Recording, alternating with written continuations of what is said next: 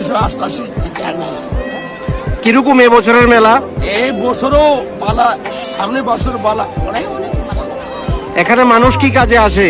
এখানে গোষ্ঠী ফেলায়, কেউ কেউ কোথা দিতে আইয়ে, কেউ কেউ পাঠা বলে দে, কেউ কেউ মুস বলে দে। আমি কোথায় গেলাম এবছর কিরকম আইছে লোক জমা? বছরও অনেক হয়ে গেছে। আমি তো আর কাটতে পারতো না, আমি বাদ যাবো আশা করছি।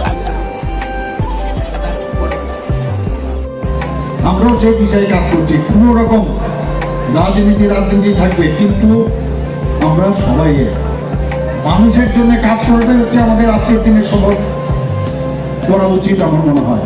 আমি গত বছর এখানে এসেছিলাম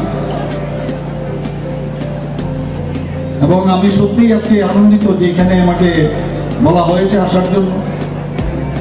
আমি ধন্যবাদ দেব ত্রিপুরা সরকারের এখানে ডিস্ট্রিক্ট ম্যাজিস্ট্রেটকে, ওনার প্রভৃত এই যে আয়োজন সেটা করছে 2 দিন ব্যাপী চলবে।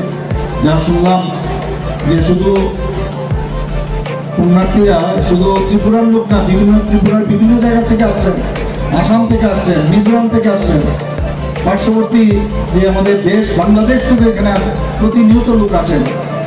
তো এই জায়গার কত মাহাত্ম্য এটা আগে বুঝতে হবে আমাদের।